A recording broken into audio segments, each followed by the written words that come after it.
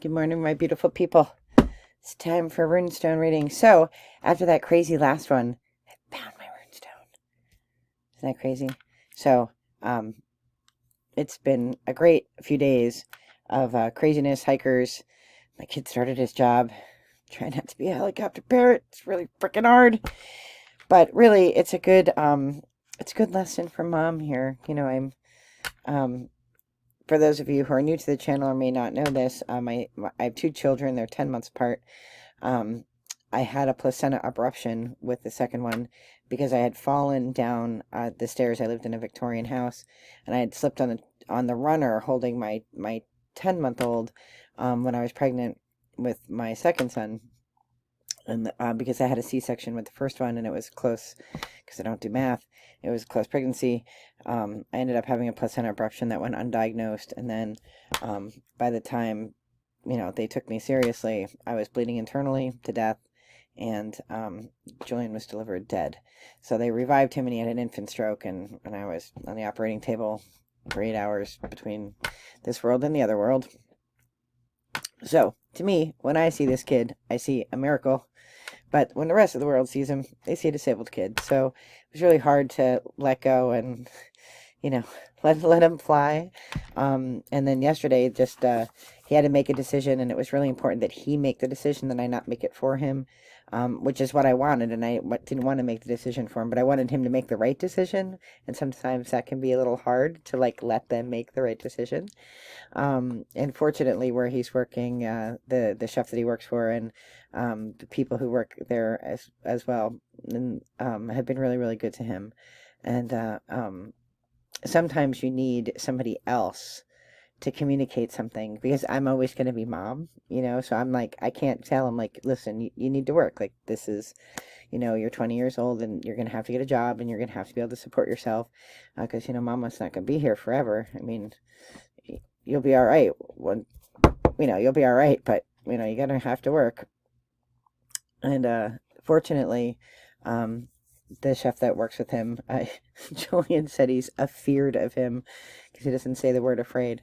And I'm like, well, what are you afeared of? And he's like, are you afeared he's gonna hurt you? He's like, I'm afeared I'm gonna disappoint him. I'm like, well, you are gonna disappoint him. He's asking you to work. He has to run a kitchen. You're a good worker, and he wants you there. And when you're not there, the kitchen isn't going to run as well. And then he has to worry about that when he should be worrying about cooking. So, and then all of a sudden this light went on, and he said, this isn't like my job at the pool, because last year he worked at the pool with a program with OVR, which is all disabled kids. I said, well, no, this isn't like that your job at the pool. That was a job for disabled kids. This is a job for men. This is a job that men do to support their families. This isn't a play job. This is a real one. And the lights went on, and then he was like, well, it's a long day for me. Do you think maybe I could go in a little bit later so I'm not so tired? So I said, well, we can ask the chef, and we'll see what he says. And thankfully, the chef is a young guy. I think he's from New York. He strikes me as he's being from New York. But he's good. He's good. All the chefs I know are super great people. So, and he seems like a good person too. So he's in good hands. But until he got home, I was worried sick the whole time, because, I know what he does when he claps and he gets upset. And I know he was when I dropped him off, he was upset. And I was like, oh, crap, I don't want to be upset in the kitchen, because there's freaking knives in the kitchen. So I was worried the whole time. And it's how do you even explain that to other people? You can't explain it to other people. But it worked out okay. And I need to not worry about it. And the lesson here was, chill the F out, Mom. That's what I have to do. So, anyway, let's read runes. Shall we? Let's pull out our Iona stones. Had Charlie horse this morning. Hurt like a mother humper. Couldn't sleep last night. My allergies are bugging the crap out of me. Woke up and I sounded like one of the B. Arthur from the Golden Girls. What the hell's going on? Alright, let's pick out one stone for our present energy. Doing 3 Norns today. Alright, present energy is Hagalaz, which is chaos. What got us here? Thurzaz. And what is the outcome? Oh, Berkano. So I don't know who this resonates for. Hagalaz means chaos, and that's the present energy. So you feel like you're in chaotic space, and I don't necessarily feel like I'm in chaotic space. So this might not be resonating for me, but it might be resonating for you. Let me just get the handy dandy witchy book, just so that you can hear some of the words that come with Hagalaz. Hagalaz is one of the menacing stones, and coming into that energy is one of the other men. There are 3 menacing stones: Isa, Thurisaz, and Hagalaz. And let's just get a why.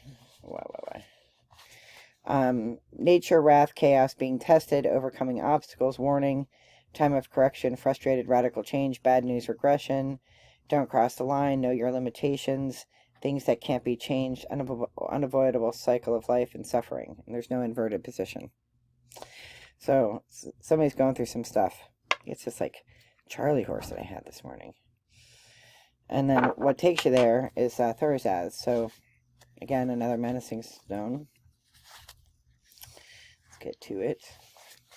Means thorn, reaction, defense, regeneration, ruin of the giants, Thor's hammer, thunder and lightning, protection of wild rage, know your limits, certain boundaries are not meant to be broken, who around you brings you risk. And again, that's not. So something shitty happened and you're in that energy right now. Like something's going down. But Berkano means birth. And when you think about it, I'll never forget when I was a young professor, I chaperoned a trip of Penn State students down to Camilla, Georgia, because we were going to do Habitat for Humanity. So I drove the van down, and I was young back then. I'm old now. And we saw these, so we were coming back from the build site, and there were these fires in the forest. And we were in Camilla, Georgia, and there were these fires in the forest, and it was like the whole forest was glowing. We saw this house at the edge of this forest, and we were all concerned. You know, a bunch of Pennsylvanians stuck in a van, all concerned because this house was there, and we're like, oh my God, it's 11 o'clock at night. Do these people know that their yard is on fire? So, you know, like good Pennsylvanians, we do the Good Samaritan thing, and I pull over the Penn State van, and I go knock on the door, and this guy comes to the door with a shotgun. I'm like, I'm not here to steal anything. I want to tell you that your yard is on fire. And he was like, pretty pissed. And he was like, it's a controlled fire. It was a pecan farm. Never heard of such nonsense. Sometimes you have to burn away the bad stuff in order for this forest to stay safe. Sometimes you have to, you know, break down the undergrowth so that the forest remains healthy. So, you know, sometimes forest fires happen and then new life comes back because the forest will heal itself. Whatever this chaos is, whatever this Thurisaz is, it's going to lead to good stuff.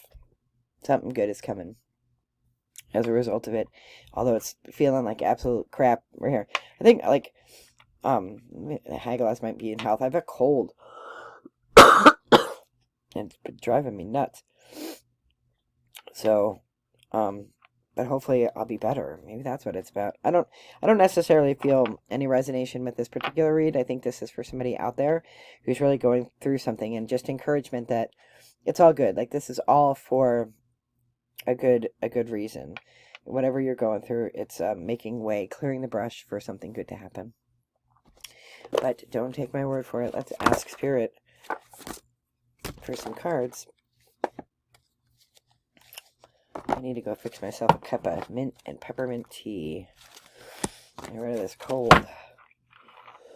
The cat is here. His treats, I had to get him new treats. They are downstairs. He's on to me. Alright. 3 passes to clarify the reading. If nothing comes out, the reading stands on its own. That's 1.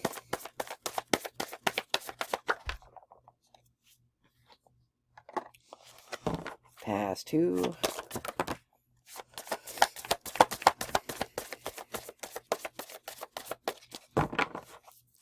And pass 3.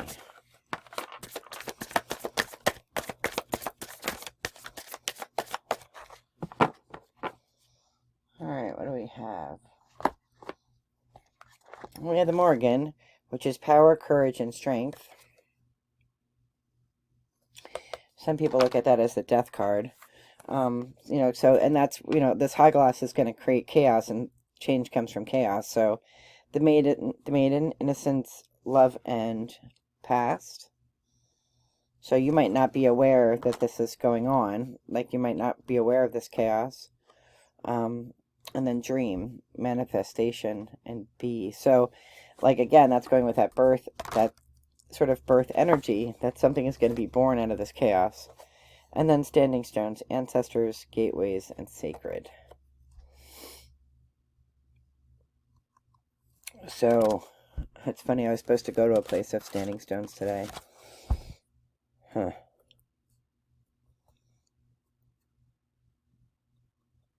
I have to think about this. I'll be right back. I'm going to think, because now I am getting a sense of what's going on here. For me, anyway. Not for you. Maybe, but how this might resonate for me. So, I think for me, this is resonating about a situation that is very complex, but I think I have an idea what it's talking about with me, because the standing stones came out and I clarified it for me. For a situation, it's too complicated to get into, but standing stones are involved, so there's that. Alright, let's see if Earth Wisdom has anything to add to it. And it's interesting. Things are not always what they seem. Sometimes you need a voice to say the things that are hard to say. And that's interesting, because I needed the chef to say to Julian what I would have said to him if I was his teacher, not his mother. Right? If I was his coach, I would have, like his swim coach.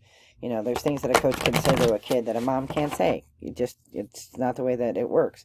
But, I can tell, when I coach diving, get back up on that board. Get to take a break. Because taking a break is the worst part, because then you start thinking about, like, what did I do wrong, and should I be a diver, and blah, blah, blah, blah, blah. Get back up on the board, do another dive. I don't care if you get up to a swan dive. Just get up on the board. Get up on the board and jump off it. And sometimes you just need another voice. And fortunately, Chef was that other voice, and he thankfully picked up on the cues and said what I needed him to say to Julian, to get Julian to start thinking, independent. What are you doing? The cat's gone berserko down here. So, see if Spirit has anything else.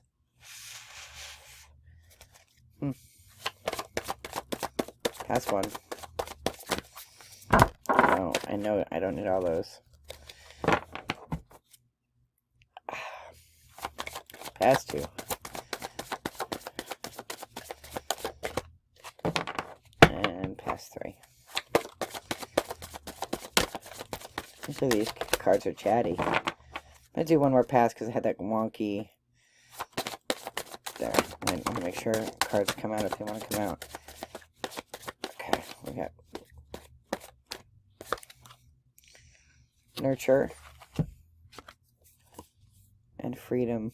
And it's a standing stone. And literally, this is literally about a place with standing stones.